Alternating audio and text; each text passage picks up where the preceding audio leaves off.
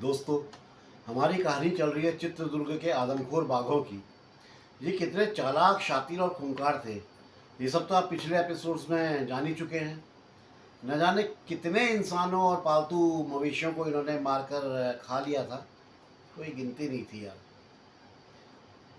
आ, आप लोगों को याद होगा पिछले एपिसोड में जो मैंने बताया था कि इस नरभक्षी बाघ ने 3 अलग अलग जगहों में 2 आदमियों को और एक भैंस को मार दिया था और उसको खा गया था। इसे मारने के लिए एंडरसन साहब और मैक साहब ने अपनी पूरी जान लगा दी थी, पूरी अपनी मतलब अपने आप को झोंक दिया था कि इसको बस मारना ही है अब। लेकिन ये बाग थे कि ये उनकी नज़र में ही नहीं आ रहे थे और ना ही उनके कहीं पग मार्क्स मिल रहे थे और ना कोई और निशानी। इन लोगों को तो ये भी पता नहीं चल पाया था कि ये 2 बाघ हैं कि 3 बाघ हैं। 2 हैं तो इसमें ये 2 नर है कि एक नर मादा है, अगर है तो या दोनों मादा हैं या दोनों नर हैं। कौन नरभक्षी है कौन पशु भक्षी है। ये लोग तो रात रात भर जाग कर उस जगह पर बाघ का इंतज़ार करते थे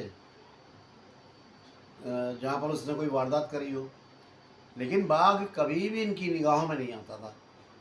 पिछले 2 दिनों से ये लोग होलाल केरे से होसदुर्ग और फिर चित्रदुर्ग के रास्तों में बाघ को अपना सर्च कर रहे थे, मगर इन्हें ना तो कुछ दिख रहा था और ना ही कहीं से कोई कुछ ऐसी खबर ही आ रही थी।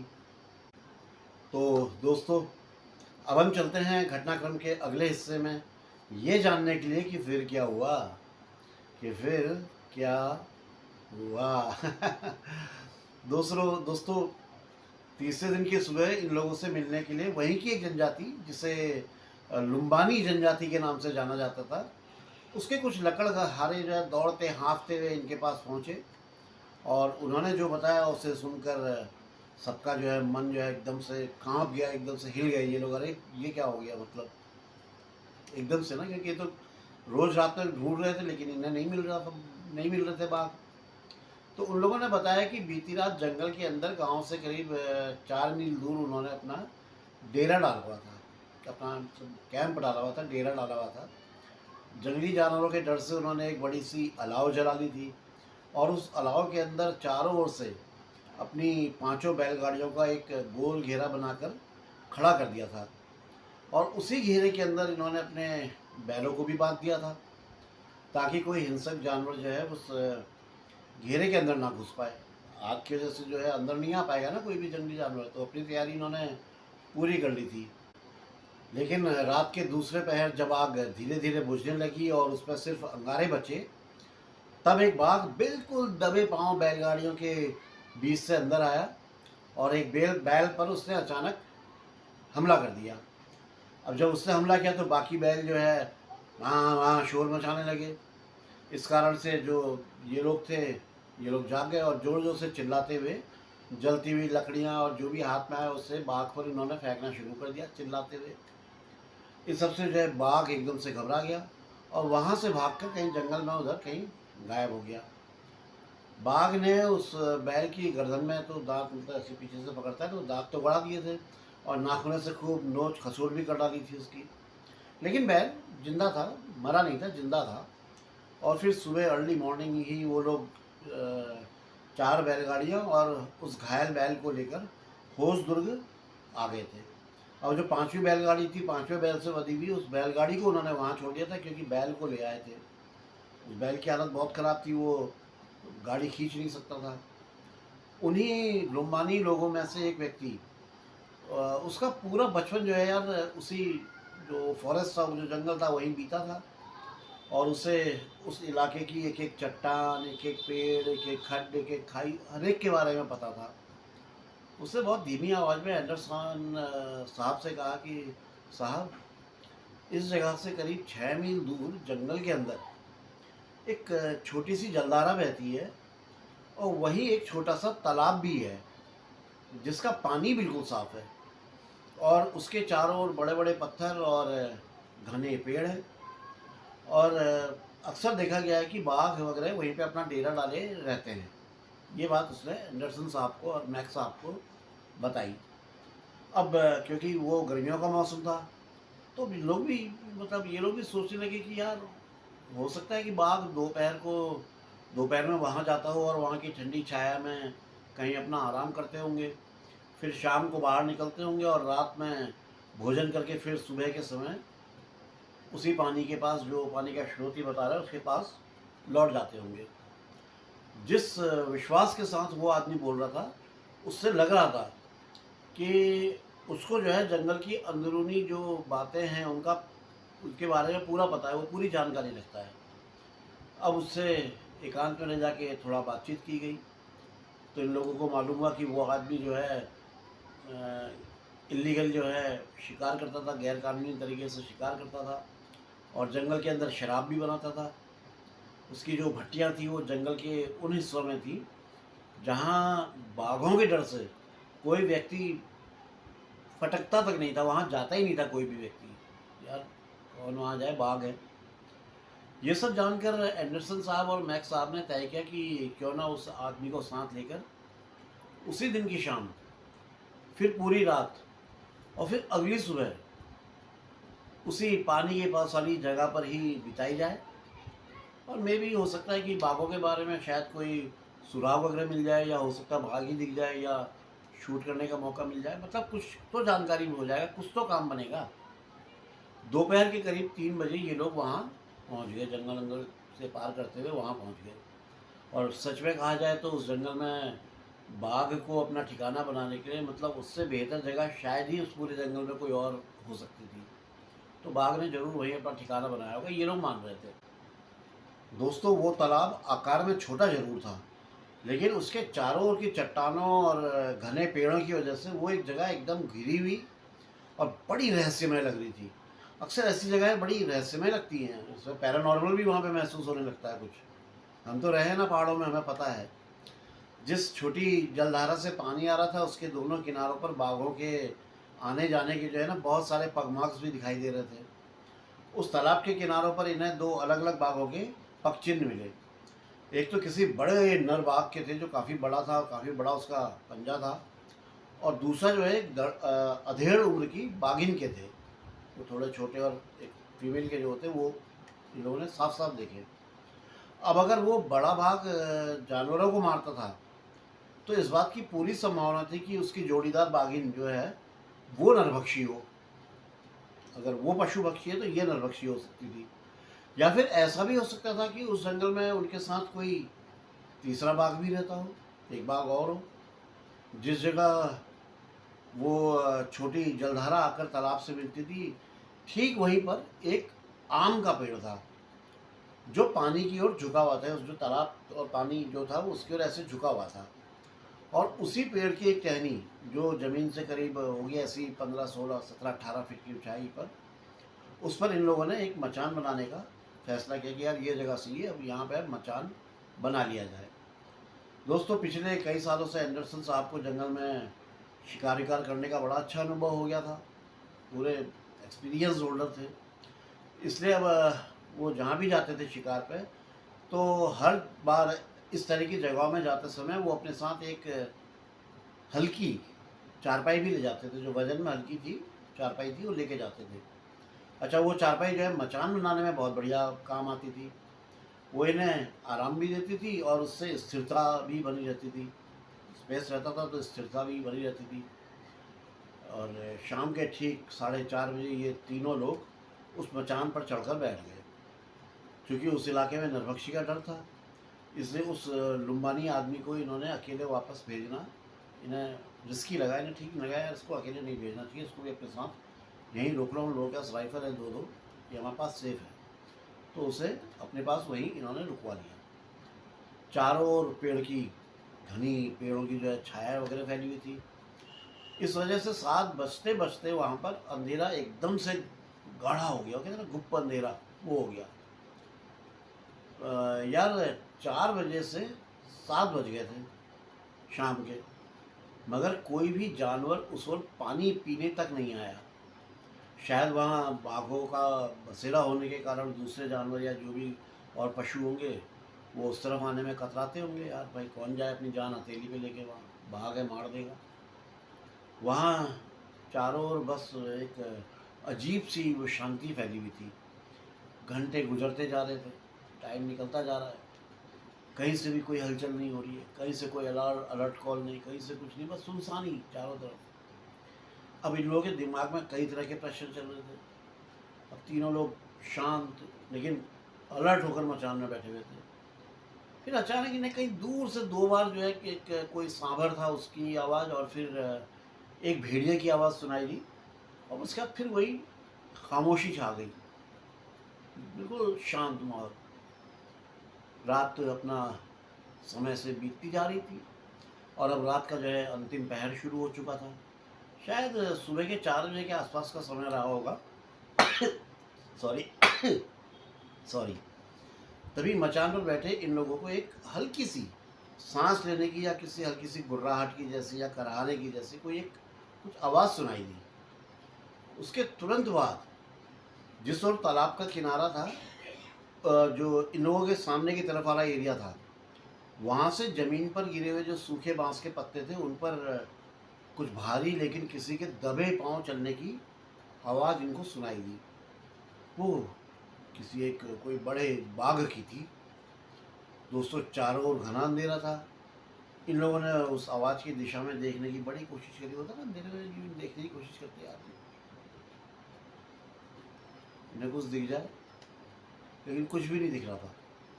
ये लोग एकदम साधे हुए, एकदम कहते हैं ना बिल्कुल अलर्ट, बाघ की जो चलने की आवाज़ थी उसको गौर से सुन रहे थे कि यार किस तरफ से कहाँ को जा रहा है, क्या कर रहा है। कुछ ही पल बीते होंगे कि मचान के दाईं ओर जो तालाब का किनारा था, वहाँ पर इन्हें किसी के जो है लप लप लप लप करके वो पानी पीने की आवाज़ सुनाई देने लगी। दोस्तों, समय आ चुका था। अब जैसा पहले से तय था, एंडरसन साहब ने अपनी कोनी से हल्का सा इशारा देकर के मैक्स साहब को अलर्ट किया कि भाई आ गया समय गोली चलाने का, करो फायर। मैक्स साहब ने अपनी राइफ़ल की नली धीरे धीरे धीरे उठा के उस दिशा में साधी जहाँ से आवाज़ आ रही थी। इधर एंडरसन साहब ने भी अपनी अपनी राइफ़ल लेकर ये भी पूरी तरह तैयार हो गए कि अगर ज़रूरत पड़ी तो ये भी तुरंत शूट कर सके। और इधर जैसे ही मैक्स साहब ने अपनी और राइफ़ल से जो जुड़ी हुई जो टॉर्च थी उसका बटन दबाया, ये दबाया ना बटन, तो तेज़ रोशनी में इन्हें सामने की झाड़ियों में पानी पीता हुआ एक ज़बरदस्त बाघ जो है दिखाई पड़ा। आकार में भयानक और लेकिन चाल में बिल्कुल सावधान, जो कहते हैं ना भीमकाय बाघ, बिल्कुल सामने दिखाई पड़ा टॉर्च की रोशनी में। अब बाघ जब देखा कि एकदम से लाइट आई तो बाघ ने भी अपना सर यूँ ऊपर उठाया। ऑब्वियसली उठाना ही था उसने कि ये क्या है भाई, कहाँ से लाइट आ गई। और उसने ऊपर मचान की ओर देखा। उसकी आंखें उस टॉर्च की रोशनी में एकदम से चमक उठी, कुछ हरापन लिए हुए लाल सुनहरी सी चमक। और फिर बिना देर किए उसी पल मैक्स साहब ने राइफल का ट्रिगर दाब दिया। गोली चलने की आवाज़ के साथ ही बाघ ने एक भयानक दहाड़ मारी और उछलकर हवा में एक और छलांग लगाई। जमीन पर गिरते ही उसने गुस्से से गुर्राना शुरू कर दिया और वो दांत मारता हुआ, अपने पंजे चलाता हुआ उस मचान तक पहुंचने की कोशिश करने लगा कि यार किस तरह से मचान तक पहुंच जाऊं, फिर मैं करूं। दांत से भी ज़मीन को खींच रहा, पंजों से भी वो कर रहा। मैक्स साहब ने दोबारा से राइफल तानी और फिर 2 और गोलियां धाएं धाएं उस पर दाग दी। सटीक निशाना, गोलियां सही पॉइंट पर लगी और बाघ तालाब की ओर लुढ़कता ऐसे चला गया। उसके भारी भरकम शरीर के पानी में गिरने की एक बड़ी जोरदार आवाज़ आई, छपाक करके आवाज़ आई। फिर वो हल्का सा कांपा और फिर हमेशा के लिए शांत हो गया। दोस्तों, वहाँ उसकी दिन पूरे हो गए, उसकी मौत हो गई तालाब में। अब सुबह की जो रोशनी थी वो भी चारों ओर फैलने लगी थी। जो सुबह का जो टाइम होता है वो हल्का हल्का सा उजाला जो होता है वो भी अब चारों ओर फैलने लगा था। ये लोग मचान से नीचे उतरे और जाकर देखा मैक्स साहब ने जिस बाघ को मारा था वो एक मेल टाइगर था और देखने में ही काफ़ी बड़ा और बड़ा खूबसूरत था। लेकिन गोली तो इन्होंने मार दी थी बाघ को, बाघ मारा भी जा चुका था। लेकिन न जाने क्यों इन लोगों को मन में एक बात खटक रही थी बार बार। इनके मन में ये आ रहा था कि यार ये बाघ जो है ये नरभक्षी नहीं है। सामने मरा हुआ बाघ जो है उसको देख रहे हैं और शक कर रहे हैं कि यार नहीं, ये नहीं है मैन ईटर। इन लोगों का दिल इस बात को बिल्कुल तैयार नहीं था मानने को। इन्हें कुछ पता नहीं, कुछ कमी जैसी महसूस हो रही थी। बोलते यार नहीं है यार, ये मैन ईटर नहीं है, ये नहीं हो सकता है। बाद में जब उसके शव का निरीक्षण किया गया तब पता चला कि मैक्स साहब की पहली गोली उस बाघ की नाक पर लगी थी और जबड़े का ऊपरी हिस्सा चीरते हुए यहाँ गले से आर पार हो गई थी। ऐसे लगी सीधे और यहाँ से पीछे से निकल गई। दूसरी गोली उसके दाहिने कंधे को भेजती हुई सीधे पेट के अंदर जा घुसी थी। लेकिन तीसरी गोली शायद अपने निशाने से चूक गई थी, वो उसके ऊपर नहीं लगी। तो 2 गोलियों में ही इस बाघ का काम तमाम हो गया था। तो तीसरी गोली की ज़रूरत ही नहीं पड़ी थी। चलाई थी लेकिन कहाँ गई कुछ पता नहीं। इसके अगले 4 दिनों तक कहीं से भी किसी बाघ के किसी पर आक्रमण की कोई खबर नहीं आई। वहाँ के जो स्थानीय लोग थे वो सब अब एंडरसन साहब और मैक्स साहब को बधाई देने लगे। अरे साहब बहुत बहुत बधाई, आप लोगों ने बस यहाँ पर निर्भक्षी से मुक्ति दिलवा दी, अब तो सब आतंक खत्म हो गया। अब वो लोग तो यही मानकर चल रहे थे ना कि बाघ है जो ये जो मारा गया है यही निर्भक्षी बाघ है। कुछ लोगों का कहना था कि जो बाघ पालतू जानवरों को मारता था वही नरभक्षी भी रहा होगा और अब वो मारा जा चुका है। यानी कि एक ही बाघ था, वही नरभक्षी था और वही पशु भक्षी भी था, वो मारा जा चुका है। लेकिन ये लोग इस बात को अपने दिल में बिल्कुल स्वीकार नहीं कर पा रहे थे कि नहीं यार, इन्हें पूरा यकीन था कि वो जो बाघ मारा गया है वो नरभक्षी नहीं था। और अगर असली नरभक्षी जो मेन मैन ईटर है अगर अभी भी जिंदा है तो वो ज़्यादा दिन तक तो शांत नहीं बैठेगा। और मान लो वो कहीं अगर आसपास ही है तो बहुत जल्दी ही वो किसी और इंसान को जरूर मारेगा। पर इसी बात का डर और भरोसा कह लीजिए इन दोनों को था कि बहुत जल्दी कुछ खबर सुनाई पड़ेगी। फिर अगली 4 रातें इन्होंने जंगल में ही बिता दी।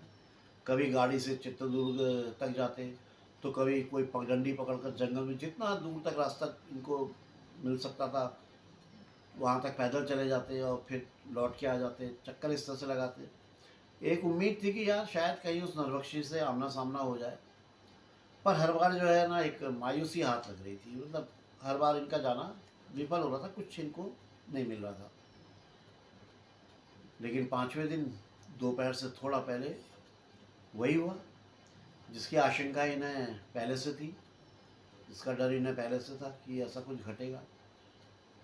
दोस्तों चित्रदुर्ग के मामलेदार, मतलब तहसीलदार को मेरे ख्याल से मामलेदार कहते होंगे वहाँ पर, तहसीलदार ही हमारे यहाँ तहसीलदार कहते हैं, वहाँ मामलेदार कहते होंगे। उसकी ओर से एक रनर भेजा गया, यानी कि वही संदेशवाहक। वो भागता हुआ इन तक पहुँचा और वो जो खबर लाया था वो बिल्कुल वैसी ही थी जैसी ये लोग मनीमन सुनने से डर रहे थे। तो उसने बताया कि चित्रदुर्ग के दक्षिण दिशा की ओर जो योगीमठ नाम की पहाड़ी है उसके नीचे एक छोटी सी बस्ती है। उसी बस्ती की एक झोपड़ी से बाघ ने एक 14 साल के लड़के को उठा लिया था। और यार ये वही योगीमठ की पहाड़ी थी जिसके बारे में मैंने आपको पहले एपिसोड में बताया था, याद है आप लोगों को? जिसके ऊपर एक काफ़ी पुराने ज़माने में किसी किले के कुछ खंडर थे जो अभी भी फैले हुए हैं। मैंने आप लोगों को पिछले पहले एपिसोड में बताया था। जैसे ही इन्हें खबर मिली एंडरसन साहब और मैक्स साहब ने बिना देर किए अपनी गाड़ी उठाई, अपनी राइफलें तैयार करी, शिकार का सामान उठाया और उस बस्ती की ओर निकल पड़े। वहाँ जब पहुँचे तो बस्ती वालों ने इन्हें वो झोपड़ी दिखा दी जिसका दरवाज़ा बाघ ने तोड़ा था और दरवाज़ा तोड़ के अंदर घुस के उस बच्चे को उठा करके उसे लेकर जंगल की ओर चला गया था। तो इतना हिम्मत हो गया था कि दरवाजे तोड़ने लगा था। जैसे रुद्रप्रयाग का तेंदुआ हुआ था जिसको जिम कॉर्बेट साहब ने मारा था, वो भी दरवाजे तोड़ता था। खैर उसकी कहानी। फिर ये झोपड़ी बस्ती के किनारे पर थी और उसके ठीक सामने का जो इलाका था वो एकदम खुला, वीरान और उजड़ा हुआ सा था। सबका यही मानना था कि वो जो बाघ है बच्चे को उठाकर सीधा पहाड़ी पर ले गया होगा और वो हो सकता है कि अब भी वहीं कहीं किले के खंडरों के बीच में ही कहीं छिपा हुआ बैठा हुआ होगा, वहीं आराम कर रहा होगा। अब तक किसी ने उस लड़के के शव को खोजने की कोशिश नहीं करी थी। उन गाँव वालों ने, जो बस्ती वाले थे, उन्होंने किसी ने भी कोशिश नहीं की थी कि सबको अपनी जान प्यारी थी। एंडरसन साहब ने उनमें से 5-6 लोगों को अपने साथ लिया और मैक साहब तो थे ही थे, और पहाड़ी की चढ़ाई पर चढ़ना शुरू कर दिया। सूरज ढलने में, सनसेट होने में 4 घंटे बचे थे। पहाड़ी पर चढ़ते जब ये चढ़ना इन्होंने शुरू किया तो इन्हें कहीं कुछ निशान नहीं दिखाई पड़े, कोई पगमार्क्स या कुछ और कुछ ऐसे नहीं दिखाई पड़ा, जिससे ये तय हो गया कि बाघ जो है मेन रास्ते से नहीं गया है, बल्कि वो किसी और रूट को पकड़ के ऊपर चढ़ा होगा। चढ़ाई के बीच में एंडरसन साहब ने अपने जो साथ के लोग जो आ रहे थे उनसे कहा कि वो चारों जो फैली हुई जो ये बड़े बड़े गोल सी चट्टानें जो पत्थर वगैरह हैं इन पर चढ़ जाए और ये जरा एक बार जंगलों में हर जगह नज़र रखें, अगर कहीं पे भी कुछ दिखता है तो वो इन्हें बताएं। गाँव वालों ने वही किया, वो इधर उधर आसपास के चट्टानों के ऊपर चढ़ गए बहुत सतर्कता से और देखने लगे।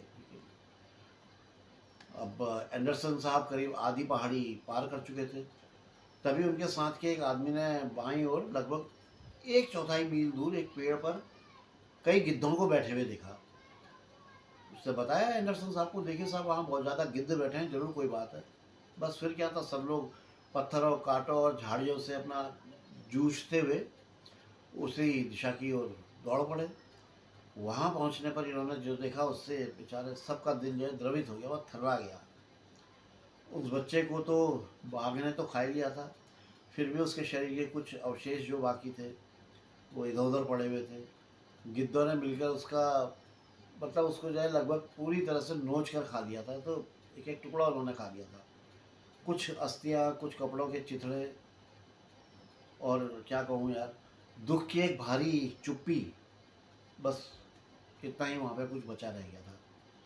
अब जो डेड बॉडी थी उस पर केवल हड्डियाँ बची थी, इसलिए वहाँ बैठकर बाघ का इंतज़ार करना तो बेकार था, क्योंकि नरभक्षी बाघ इस तरह के शिकार के पास दोबारा कभी नहीं लौटते हैं। ये बात हर कहानी में आपने देखा होगा, जिम कॉर्बेट साहब की में भी आपने देखा होगा कि नहीं आते लौट के। मैक साहब और एंडरसन साहब दोनों को इस बात का अनुभव पहले से ही था कि वो लौट के तो आएगा नहीं। फिर भी मैक साहब और उनके 2 आदमी जिस पेड़ पर गिद्ध बैठे हुए थे उसी पर उन्होंने एंडरसन साहब की खाट बांध दी और एक मचान तैयार कर दिया। उन्होंने कहा यार एक बार ट्राई कर लेते हैं, यहाँ पे मचान बांध के देख लेते हैं क्या दिक्कत है। अब जो थोड़ा बहुत समय इनके हाथ में था, थोड़ा इनके पास जो बचा हुआ था सनसेट से पहले का, एंडरसन साहब ने सोचा कि यार चलो एक बार उस टेकड़ी पर चढ़कर पुराने किले के जो भग्नावशेष हैं उनमें घूमकर देख लिया जाए, फिर नीचे आके मचान में बैठ जाएंगे, क्या दिक्कत है, अभी तो टाइम है सनसेट होने में, इतनी देर में अपना घूम आता हूँ। अब ये मुख्य जो पगडंडी थी उसको पकड़कर ये बड़ी तेज़ी से ऊपर की तरफ चढ़ने लगे और करीब 5 बजे के आसपास ये पुराने किले के नज़दीक पहुँच गए, वही जो योगी मठ वाला जो किला जो मैं बता रहा हूँ उसके नज़दीक पहुँचे। किले की दीवारें तो बहुत पहले ही गिर चुकी थी, सारा इलाका जंगली कांटेदार झाड़ियाँ और उबड़ खाबड़ पौधों से ढका हुआ था। जो 4 आदमी इनके साथ आए थे उन्होंने बोला कि साहब ऐसा है, अंदर आप ही जाइए, हम किले के बाहर ही रुकते हैं और यहीं से देखेंगे और कुछ होगा तो आपको हम इशारा कर देंगे। किले की जो टूटी फूटी दीवारें थी उनके बीच में एक अंजीर का पेड़ था, अच्छा खासा पेड़ था। तो ये जो लोग थे, ये 3-4 लोग, ये उसी पेड़ के ऊपर चढ़कर बैठ गए और हर जगह देखने लगे इधर उधर, कहीं अगर बाघ की प्रेजेंस हो तो एंडरसन साहब को इशारा कर दे।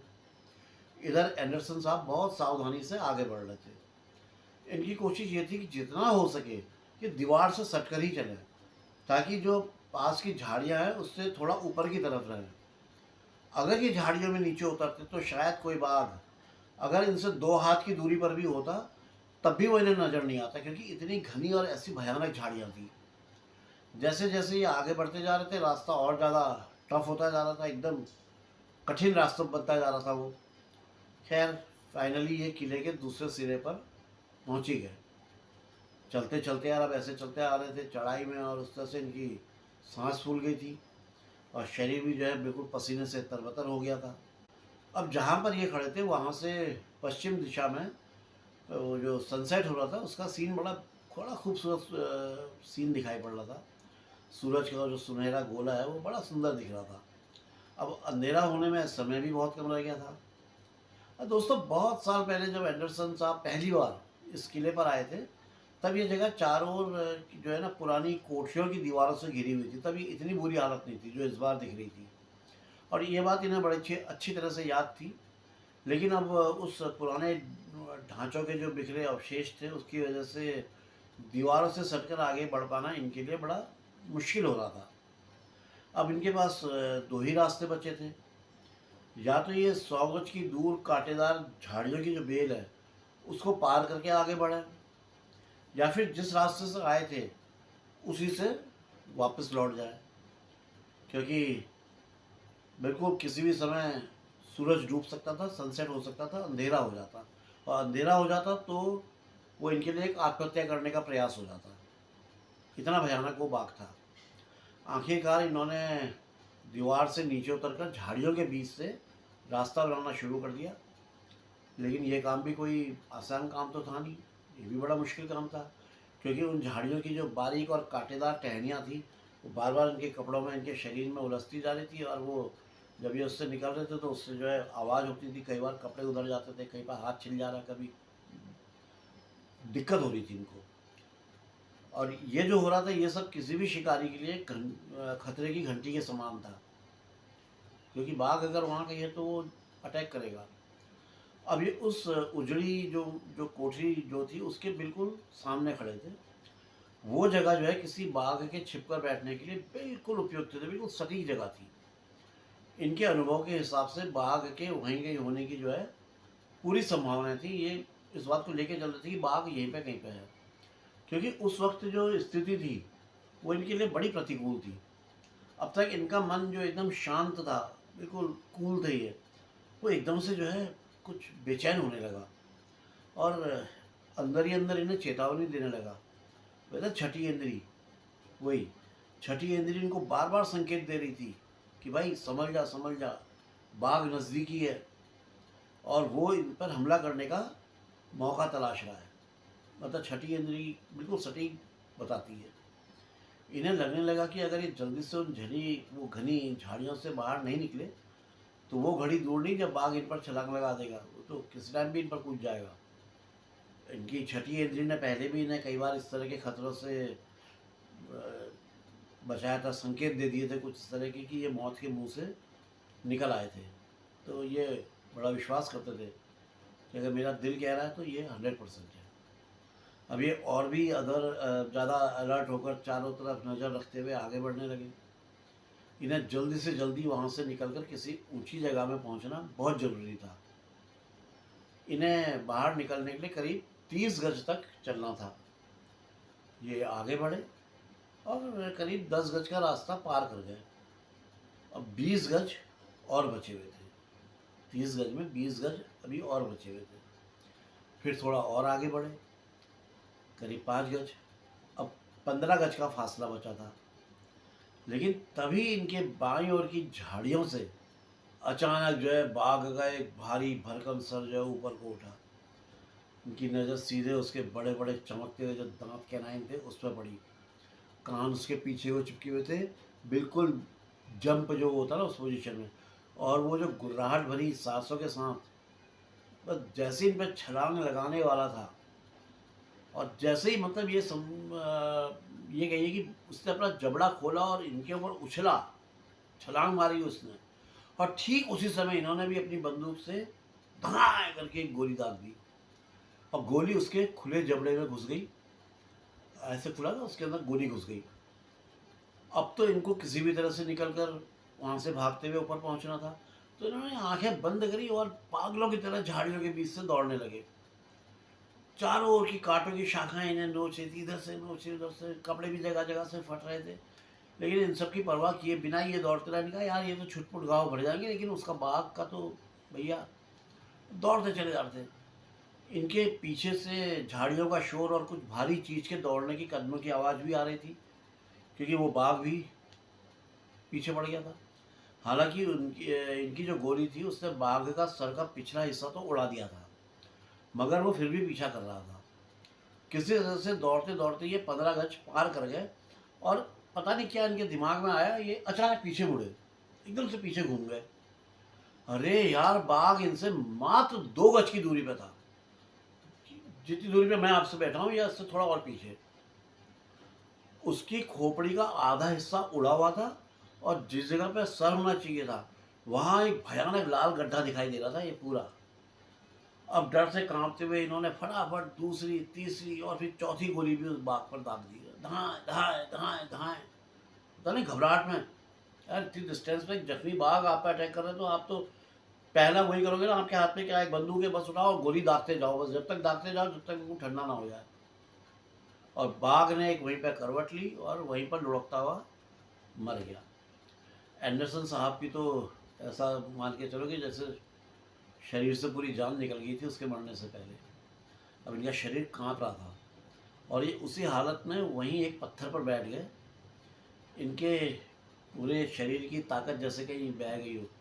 जैसे एक बार जिम कॉर्बेट साहब के सामने हुआ था, चौगा टाइगर्स को जब मारते हुए सामने आ गया था, वो भी काँपने लगे थे। करीब 10 मिनट बाद ये किसी तरह से संभल संभल कर उठे। फिर सामने वो खून से सने उस भारी भरकम बाघ के शरीर को इन्होंने पार किया, दीवारों के सहारे से होते हुए फिर उसी पेड़ की तरफ लौट गए जहाँ इनके आदमी पेड़ पर बैठे हुए थे। ये तो यहाँ तक तो इनकी बात रही। अब इनके आदमियों की बात सुनिए, उधर जो वो इनके पेड़ के ऊपर जो बैठे हुए थे। अब इनकी बंदूक की 4 गोलियों और बाघ की गुर्राहट की आवाज़ को सुनकर उन सबको ये लगा कि बाघ ने इन्हें मार डाला है। अब उन लोगों को पेड़ से उतरकर गांव की ओर भाग जाना चाहिए या पूरी रात उस पेड़ पर काटनी चाहिए। अब वो लोग बस इसी बात पे विचार कर रहे थे, यही सोच भी नहीं कर रहे थे क्या किया जाए यार, उन्हें तो मार दिया, अब हम क्या करें। उन्हें इस बात की बिल्कुल उम्मीद नहीं थी कि एंडरसन साहब फिर कभी उन्हें दोबारा दिखाई पड़ेंगे या वो जीवित बचे होंगे। खैर ये पहुँचे अपने आदमी के पास, वो बड़े ताज्जुब में इनको देखने लगे, पेड़ से नीचे उतरे और फिर उनको लेकर के ये आगे बढ़े। मुश्किल से ये एक फरलांग चले होंगे, सामने से मैक साहब अपने 2 आदमियों के साथ लेकर इनकी तरफ आ रहे थे। ये जो जहाँ वो मचान पर बैठे हुए थे वहाँ उन्होंने इनकी बंदूक की 4 गोलियों की आवाज़ें सुनी थी, धाँ धाएँ धाएँ धाएँ उन्होंने सुन ली थी। और उनको ये लगा कि एंडरसन साहब को हो सकता है कि कहीं किसी तरह की कोई मदद की ज़रूरत ना पड़ जाए या कोई खतरे में तो नहीं पड़ गए वो। तो उनकी हेल्प करने के लिए, उनकी मदद पहुंचाने की नीयत से वो जो है तुरंत इनकी तरफ दौड़ते हुए आ रहे थे। अब जिम कॉर्बेट ये सॉरी मैक साहब ने जब एंडरसन साहब को देखा जिस हालत में, खून से लथपथ, क्योंकि जगह जगह से कटे फटे थे, कपड़े पूरी तरह फटे हुए, ऐसी हालत में देखा, तो मैक साहब जो हमेशा तेज़ और बड़े कॉन्फिडेंस से भरे रहने वाले व्यक्ति थे, उनका चेहरा इन्हें देखकर एकदम से फक्क पड़ गया। उनका अरे ये क्या हो गया। उन्हें लग रहा था कि शायद बाघ ने इनको बुरी तरह से घायल कर दिया, क्योंकि थोड़ा दूरी से आप देख रहे हो तो ये लगेगा ना तमाम लाल पड़े हुए खून से जगह जगह और कपड़े वपड़े सब फटे हुए हैं, तो क्या दिमाग में आएगा। एंडरसन साहब वहीं ज़मीन पर बैठ गए और पाइप निकाला और उसको जला लिया। और धुएं के घेरे के बीच में इन्होंने जो है मैक साहब को पूरी घटना जो है विस्तार से सुनाई। जब उन्होंने उस बाघ का चेहरा इतने करीब से देखा था, ऐसे आधा उड़ा हुआ इनके एकदम सामने देखा था, उसकी वहशत, उसकी लाल डबडबाई आँखें और खुले जबड़ों से निकलती गुर्राहट और खून से सना हुआ मुँह, तब इनको विश्वास नहीं था अपने ऊपर कि ये कभी दोबारा पाइप पी सकेंगे या अपने मित्रों से दोबारा मिल सकेंगे। क्योंकि उस समय तो मात्र 2 गज की दूरी में साक्षात मौत इनकी तरफ जो है चली आ रही थी। बाद में जब उस बाघ के शरीर की जांच की गई तब पता चला कि वो बाघ एक्चुअली वो एक फीमेल था, वो बाघिन थी। जैसा इन्होंने पहला ही अंदाज़ लगाया था कि एक बाघ एक बाघिन है। फिर उसे नीचे लाया गया, गाड़ी में रखा गया और चित्रदुर्ग लाया गया। दोस्तों, जिस आक्रामकता से वो बाघिन इन पर झपटी थी, उससे ये स्पष्ट हो रहा था कि वही नरभक्षी थी। मतलब ये क्लियर हो गया था कि इनको कि वो नरभक्षी थी। सैकड़ों लोग उस बाघिन को देखने के लिए और इनका अभिवादन करने के लिए आए, अभिनंदन करने के लिए आए। भाई बधाई साहब, आपने मार दिया, ये वो सब जो सब होता है। तब ऐसा कोई कारण नज़र नहीं आया कि वो, जब उसकी टेस्टिंग चल रही थी तो उस टाइम को समझ में नहीं आया कि वो नरभक्षी क्यों बनी। अब हो सकता है कि ये प्रवृत्ति उसके पहले उसकी माँ या उसके पूर्वजों में से किसी से उसको मिली हो। अच्छा, दूसरी चीज़ ऐसा भी था कि बाघों का मीटिंग का जो पीरियड था उन्हीं दिनों ख़त्म हुआ था, और ये पॉसिबिलिटी भी थी कि उसका जो मेल टाइगर जो उसके साथ था, उसके साथ वो कुछ ही दिनों से रहा होगा, ये मीटिंग सीजन के एंड में रहा होगा, वरना ये भी संभव था कि वो भी नरभक्षी बन जाता। और मान लो अगर इस बाघिन के बच्चे होते तो ये भी निश्चित था कि वो उन्हें भी नर मांस खाने की आदत डाल देती, उन्हें भी नरभक्षी बना देती, और ये नरभक्षी की परंपरा उस पूरे इलाके में आगे भी चलती रहती, ये कंटिन्यूटी में रहती। इन लोगों को जिस तीसरे बाघ के होने का संदेह था वो अंत में निराधार साबित हुआ, मतलब तीसरा बाघ नहीं था। उसके बाद किसी भी व्यक्ति पर हमले की कोई खबर नहीं मिली, कहीं से कोई रिपोर्ट नहीं आई, और ये बात इन सब में सबसे ज़्यादा राहत देने वाली थी कि चित्रदुर्ग के आदमखोर बाघिन का खौफ हमेशा के लिए समाप्त हो गया था। तो दोस्तों, कैसा लगा आपको ये घटनाक्रम? अब इसके बाद एक नया घटनाक्रम शुरू करने जा रहा हूँ, वो भी कीनथ एंडरसन साहब की शिकार घटनाओं का ही है, सत्य घटना जो है उन्हीं का है। उम्मीद करता हूँ कि आप लोग उसे भी पसंद करेंगे। तो दोस्तों, क्या कहूँ यार, बने रहिएगा उत्तरांचल डायरीज़ के साथ, जैसा आप रहते हैं हमेशा। आपका प्यार और आशीर्वाद हमेशा बना रहे, बस इतनी सी उम्मीद रखता हूँ मैं आप लोगों से। और वैसे एक बात पता नहीं क्या बात है, आजकल बहुत सारे जो मित्र हैं वो दिखाई नहीं दे रहे हैं, बहुत सारे मित्र बिल्कुल दिख ही नहीं रहे, उनके कमेंट्स तो गायब हो गए।